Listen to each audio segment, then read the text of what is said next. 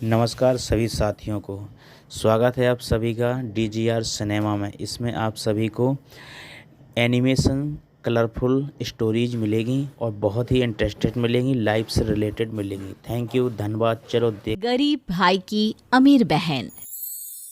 किशोर और पिद्दी दो भाई बहन थे। पिद्दी बहुत खर्चीले स्वभाव की थी। वो जितना कमाती अपने ऐशो आराम में पैसे उड़ा दिया करती। लेकिन किशोर समझदार था, घर को साथ लेकर चलना जानता था। अपनी बहन के जितना कमाता तो नहीं था, लेकिन फिर भी वो किसी तरह घर का खर्च चला लेता था। एक दिन पिद्दी किशोर से कहती है, किशोर तुम थोड़ा ज्यादा क्यों नहीं कमाते? मेरे दोस्त रोज मेरा मजाक उड़ाते हैं। अरे बहन, मैं कोशिश तो कर रहा हूँ। अच्छा सुनो, अगले महीने रक्षाबंधन है, मुझे सोने का हार चाहिए, इससे कम कुछ भी ना लूंगी। अरे दिला दूंगा बहन। किशोर को पूरी रात नींद नहीं आती। उसके दिमाग में बस ये चल रहा था कि उसकी माली हालत इतनी बिगड़ चुकी है, अब वो सोने का हार कहाँ से लाएगा।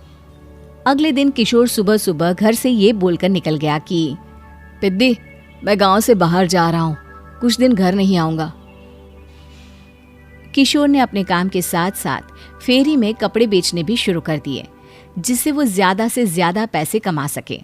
रात में वो एक बिल्डिंग की चौकीदारी भी करने लगा। अपने काम से थोड़ा बहुत समय निकालकर बस कुछ घंटे की नींद ले पाता था। और कब वो कुछ दिन एक महीने में बदल गए और रक्षाबंधन भी आ गया, पता ही नहीं चला। लेकिन किशोर अभी तक घर वापस नहीं लौटा। जहां वो काम करता था, पिद्दी के नाम का गुल्लक रखा हुआ था। किशोर ने उस गुल्लक को फोड़ा और सारे पैसे इकट्ठा करके एक सोने का हार खरीद लिया। घर में पिद्दी किशोर का इंतजार कर रही थी। तभी किशोर आता है। कहाँ चले गए थे? 4 दिन का कहा था और 1 महीने से पता नहीं कहाँ गायब हो गए थे। मैंने बस एक हार मांगा था और तुमने तो घर ही छोड़ दिया। अरे मुझे थोड़ा काम मिल गया था। कुछ नहीं, सब समझती हूँ, बहाने थे तुम्हारे। अपनी बहन के लिए इतना भी नहीं कर सकते, कैसे भाई हो? चलो यहाँ बैठो, राखी बांधती हूँ। पिद्दी ने किशोर को राखी बांधी। वैसे ही किशोर ने अपनी बहन के हाथ में सोने का हार रख दिया। उसकी खुशी का कोई ठिकाना नहीं था। वो मिठाई खिलाए बिना ही नेकलेस लेकर चली गई और शीशे के सामने अपने गले में हार रखकर देखने लगी। किशोर ने लड्डू उठाया और खुद ही खा लिया। ऐसे कई साल गुजर गए। एक दिन पिद्दी की नौकरी छूट गई। अब वो पूरी तरह किशोर पर डिपेंड हो गई थी। आए दिन किशोर को अपने महंगे महंगे शौक गिनाकर उससे पैसे मांगा करती थी। किशोर कुछ पैसे देना, मुझे पार्लर जाना है। किशोर बिना कुछ बोले उसे पैसे दे देता। ये क्या, 500? अरे इतने में तो मुझे पार्लर में एंट्री मिलेगी बस। अच्छा देता हूँ ना ज्यादा। अरे कैसे भाई हो, अपनी बहन के लिए इतना भी नहीं कर सकते। किशोर ने जेब से 2000 का नोट निकाला और उसे दे दिया। किशोर गरीबी में रह लेता था, लेकिन अपनी बहन को कभी कोई कमी नहीं होने देता था। बेटा, पिद्दी तुम्हारी बहन है, उसे कभी किसी चीज की कमी मत होने देना और उसका ध्यान रखना, क्योंकि भाई का फर्ज होता है अपनी बहन का ध्यान रखना। किशोर ने माँ की कही ये बात हमेशा के लिए याद कर ली थी। शायद माँ की इसी बात की वजह से किशोर पिद्दी की हर जिद पूरी करता चला आ रहा था। किशोर, आज मैं अपने दोस्तों के साथ पार्टी करने जा रही हूँ, मुझे कुछ पैसे दो ना। किशोर पिद्दी को समझाता है, लेकिन पिद्दी नाराज होकर चली गई और अपने कमरे में सुबक सुबक कर रोने लगी। किशोर अपनी जेब से कुछ पैसे निकालता है और पिद्दी को दे देता है। किशोर खुद कभी अच्छे कपड़े नहीं पहनता, लेकिन पिद्दी को राजकुमारी की तरह रखता। पिद्दी के जाने के बाद किशोर अपने काम पर निकल गया। एक तरफ पिद्दी अपने दोस्तों के साथ मस्ती कर रही थी, तो वहीं दूसरी तरफ किशोर पैसे कमाने के लिए कड़ी मेहनत कर रहा था। कुछ और दिन ऐसे ही बीत गए। एक दिन पिद्दी एक लड़के को लेकर घर आई और उसे किशोर से मिलवाया।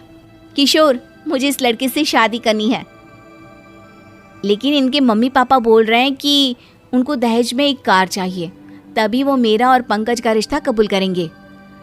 लेकिन बहन, कार खरीदना कोई सब्जी खरीदने के बराबर तो नहीं है। अरे कैसे भाई हो तुम, अपनी बहन के लिए इतना नहीं कर सकते? देखो, मैं ज्यादा इंतजार नहीं कर सकती, तुम्हें 1 साल में मेरे लिए कार खरीदनी ही होगी। अच्छा पंकज, एक काम करो, कल तुम अपने माता पिता को घर बुला लो, मैं उनसे तुम्हारे और पिद्दी के रिश्ते की बात कर लेता हूँ। अगले दिन किशोर के छोटे से घर में पंकज और उसके माता पिता आते हैं। बेटा, तुम्हारी बहन ने हमारी शर्त तो बता ही दी होगी। जी बेटा, तुम तो इतने छोटे घर में रहते हो, दहेज कहाँ से लाओगे? मैं अपनी बहन की खुशी के लिए सब कुछ कर सकता हूँ। पंकज और पिद्दी का रिश्ता तय हो जाता है। किशोर अब अपनी क्षमता से 4 गुना ज्यादा काम करने लगता है। सुबह सबके घरों में न्यूज़पेपर फेंकता, दिन में मजदूरी करता और रात में चौकीदारी करता। खूब मेहनत करके किशोर ने अपनी बहन की शादी के लिए पैसे जुटा लिए। उसने अपनी बहन के लिए कार खरीद ली। जब वो पिद्दी के ससुराल वालों से मिलने गया तो उन्होंने किशोर से और पैसों की मांग की। इस बार किशोर हार चुका था। पिद्दी माफ करना, मैं तुम्हारी शादी उस लड़के से नहीं कर सकता। वो लालची लोग हैं, उन्हें सिर्फ पैसों से मतलब है। देखो किशोर, मैं पंकज से ही शादी करूंगी। क्योंकि पिद्दी ने तो किशोर की बात न मानने की जैसे कसम खा रखी थी। किशोर ने पंकज को घर बुलाया। पंकज, तुम अपने माता पिता को समझाते क्यों नहीं हो? भैया, वो हमारी शादी के लिए मान गए, मेरे लिए तो यही बहुत बड़ी बात है। हम एक काम कर सकते हैं, दहेज की रकम में से कुछ पैसे मैं आपको दे देता हूँ। अरे लेकिन समाज वाले क्या कहेंगे? अरे जब दुनिया को पता चलेगा तब ना। अच्छा, कुछ पैसे मैं अपने मालिक से कर्ज में ले लेता हूँ। कुछ पैसे पंकज देता है, कुछ वो कर्जा लेता है और अपनी उम्र भर की कमाई वो अपनी बहन की शादी में लगा देता है।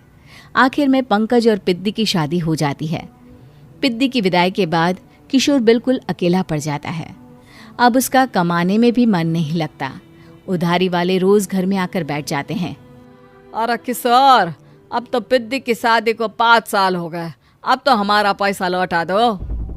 चाचा, पिद्दी के जाने के बाद किसी भी काम में मन नहीं लगता। अरे तो हमारा पैसा कैसे वापस मिलेगा? जी, कुछ करता हूँ मैं।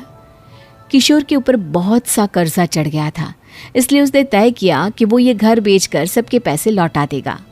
अगली सुबह शहर के किसी साहूकार को उसने अपना घर बेच दिया और सबके पैसे लौटा के वो गांव छोड़कर चला गया। पिद्दी ने शादी के बाद कभी अपने भाई का हाल तक नहीं पूछा।